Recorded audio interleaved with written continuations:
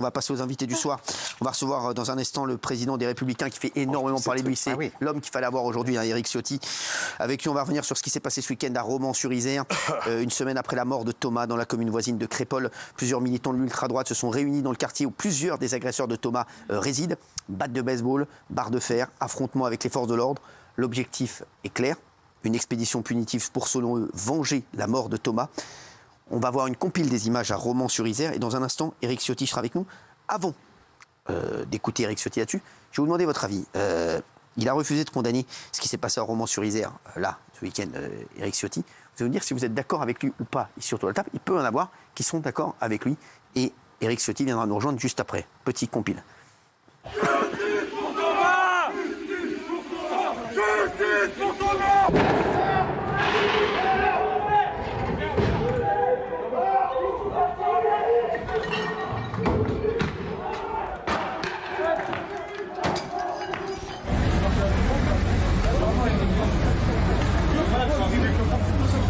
Je pense qu'il faut condamner. Merci Éric Ciotti d'être avec nous, président des Républicains. Merci d'être là. Il y a énormément de sujets à aborder actuellement et ce soir. C'est vrai qu'aujourd'hui, tout le monde voulait avoir Éric Ciotti sur son plateau. Je voudrais écouter Daniel qui est... Vous êtes, oui, mais, non, mais quand même, c'est important. On va revenir sur ce qui s'est passé. Et bien sûr, on va poser la question à Éric Ciotti qui refuse de condamner ce qui s'est passé à Romans-sur-Isère. Il va nous dire pourquoi. Mais vous êtes un peu d'accord avec lui. Je trouve incroyable le traitement de ça. Alors je condamne évidemment si ces gens sont venus vraiment avec des mauvaises intentions. Moi, ce que je vois, c'était une marche pour Thomas. Alors d'accord, il y avait des fumigènes, mais apparemment, ils ne portaient pas d'armes sur eux. La seule victime, c'est quelqu'un qui a été lynché et humilié. Imaginez pendant les émeutes de Naël, si ça avait été le contraire, je pense qu'on en aurait parlé encore aujourd'hui. Donc je trouve que le traitement médiatique et cette affaire, pour l'instant, est un petit peu montée en épingle et arrange certainement beaucoup de gens. Voilà. Alors, on va revenir sur tout ça, plus d'une semaine après la mort de Thomas, lors d'une fête à Crépol, dans la Drôme. On a tous parlé de Thomas, vous pouvez garder vos pancartes, hein, bien entendu. Une manifestation appelée par des militants d'ultra-droite a eu lieu dans une ville voisine à Romans-sur-Isère samedi soir. Il était environ 18h, dans le quartier de la Monnaie, quartier d'où viennent quelques personnes interpellées dans l'affaire de la mort de Thomas. Et 80 militants d'ultra-droite se sont réunis avec pour objectif de faire justice pour Thomas. Des personnes encagoulées, habillées tout en noir, munies de battes de baseball, de barres de fer ou encore de mortiers, hein, Gilles, c'est ça? Absolument, venus de toute la France. Il y en avait qui étaient en comparution immédiate aujourd'hui, donc de 17 à 36 ans, des étudiants, un militaire. Parmi ceux qui étaient jugés aujourd'hui, donc un seul avait un casier. Ils étaient accusés notamment de violence sur fonctionnaires de police. Mais effectivement, ils viennent de toute la France. On va revenir surtout. Absolument. Vous réagirez à chaque fois. La manifestation était en réalité une récupération de ce que disent des gens de la mort de Thomas. Les banderoles étaient justice pour Thomas, encore justice pour Thomas, ni pardon ni oubli. Mais d'autres slogans nationalistes ont été entendus, parmi lesquels la rue, la France nous appartient. C'est ça qui a posé problème, Gilles. Absolument. Ça a été considéré par certains, pas par M. Ciotti, hein, mais ça a été considéré par certains comme tout simplement une expédition punitive, une ratonnade. On va en parler dans un instant. Des affrontements ont eu lieu avec des forces de l'ordre. 5 policiers ont d'ailleurs été blessés par les tirs de mortier et des pierres. Oui. Du côté des manifestants, un militant de 20 ans a été tabassé, gravement blessé. Il a été retrouvé par les pompiers en bordure du quartier, puis transporté à l'hôpital. Son pronostic vital n'est pas engagé. Sorti de sa voiture, tapé, contusionné, effectivement emmené à l'hôpital et pronostic vital pas engagé, voilà, mais il a quand même été tabassé. Le préfet de la Drôme a annoncé 24 gardes à vue ce week-end et a condamné fortement ce qui s'est passé. Écoutez-le. Les forces de l'ordre ont réagi avec efficacité, appuyées par la police nationale et avec le soutien de la police municipale que je souligne parce qu'il y avait aussi la surveillance des caméras vidéo. Cette donc tentative de rentrer dans le quartier de la Monnaie a été repoussée. Il y a eu une vingtaine d'interpellations, dont 17 gardes à vue. Je me permets de condamner encore une fois avec une grande force cet excès de violence. Il y a eu un drame épouvantable il y a quelques jours dans un village aux alentours de Romans, mais ce ne peut pas expliquer ou en tout cas valider cette volonté d'en découdre qu'il y a eu hier soir. 6 jeunes hommes ont été jugés cet après-midi à Valence en comparution immédiate. Ils ont tous entre 18 et 25 ans. Ils viennent du Doubs, de Côte-d'Or, près de Dijon, du Gard, de Paris et de Lyon.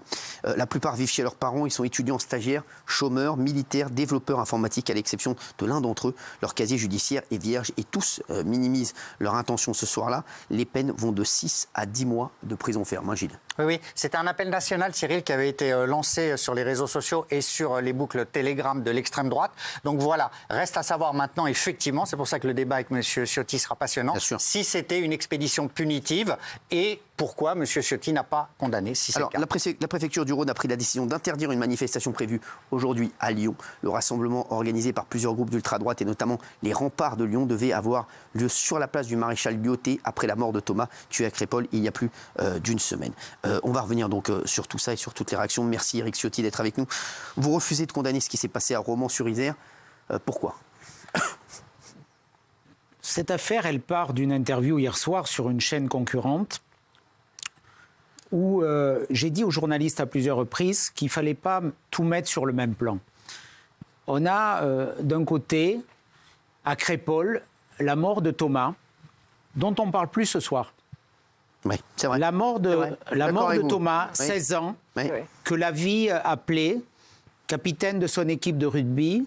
Il y a eu 18 blessés à Crépol, dont 2 qui ont failli mourir en urgence absolue, qui ont été poignardés dans un contexte où 9 témoins ont dit qu'ils voulaient que ceux qui sont arrivés en bande organisée voulaient tuer et planter du blanc, et dont le président de la République a qualifié ces actes d'assassinat.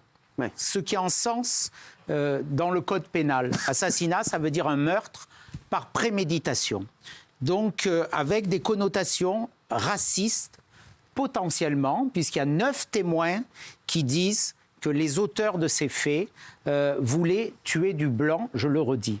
Et il y a cette affaire que vous évoquez, cette manifestation à Romans-sur-Isère. On m'a interrogé en ne parlant que de l'affaire de Romans-sur-Isère. Et moi, je dis qu'il y a une hiérarchie dans l'information et que cette affaire de Romans-sur-Isère, je n'ai pas refusé de condamner. Dans l'émission, j'ai condamné tous ceux qui étaient contraires à la loi. Personne ne peut se faire justice soi-même, mais ce qui s'est passé hier soir n'est pour moi, je le redis, je le confirme, n'est pas de la même gravité que l'assassinat de Thomas. Personne n'est mort à Romans-sur-Isère, même si tout ce qui s'est passé est condamnable. Et hier soir, il n'y avait pas de condamnation. Ce soir, la justice est prononcée. Et moi, j'ai dit hier soir, je n'avais pas les éléments factuels. J'ai dit, j'attends que la justice se prononce. Elle s'est prononcée. Eh bien, des personnes ont été condamnées. La justice est passée. C'est à elle de condamner. Mais ce n'est pas à une forme de tribunal médiatique excité par M. Mélenchon pour dire ce qui doit se passer. Voilà, je voudrais qu'on ait dans la hiérarchie de l'information le même traitement. Le même traitement pour Thomas que l'on a eu pour Naël. Le même traitement de ce qui s'est passé de condamnable à Romans-sur-Isère que de ce qui s'est passé dans 450, 500 quartiers de France où il y a eu 12 000 voitures brûlées, où il y a eu 900 policiers, gendarmes blessés, 250 écoles brûlées, 150 mairies brûlées, et on a l'impression que c'est la même affaire. Mais ceux qui disent ça, ils ne sont pas au contact des Français, parce que ce qui s'est passé à Crépol, dans un petit village où un gamin est mort parce qu'il y a des barbares, l'ensauvagement de la société derrière tout ça, c'est pas mon mot, c'est le mot du ministre de l'Intérieur, et on met sur le même plan la manifestation, de crétins, bien entendu, violents, qu'on peut condamner, on a vu leur profil, mais quand même relativisons. Et aujourd'hui, à cause d'eux, plus personne ne parle de Thomas. Et les Français, de qui ils parlent ? Ils parlent de Thomas. Eh bien, moi, je veux être leur porte-parole. Et c'est pour cela, d'ailleurs, que j'ai demandé que demain, à l'Assemblée nationale, il y ait une minute de silence pour Thomas, comme il y en a une pour Naël. Bravo. Alors, ça c'est une très bonne initiative, ça. Il y a Jean-Luc Mélenchon qui vous a interpellé sur X. Éric Ciotti, président des Républicains, refuse de condamner l'agression de l'extrême droite en bande armée contre un quartier populaire. Cette ambiguïté avec le racisme encourage les pires débordements de violence. Ce refus est une apologie pour les bandes armées racistes. On voit de mieux en mieux où est le problème dans notre République. Alors vous l'avez répondu, Monsieur Mélenchon. Excusez-moi. Le danger pour la République, c'est vous. Depuis des années, vous combattez la France éternelle. Ma France est celle de Thomas. Vous préférez ses bourreaux, mais vous me trouverez toujours sur votre chemin. Qu'est-ce que vous lui répondrez ce soir? Parce qu'il vous en a remis une couche après. Hein.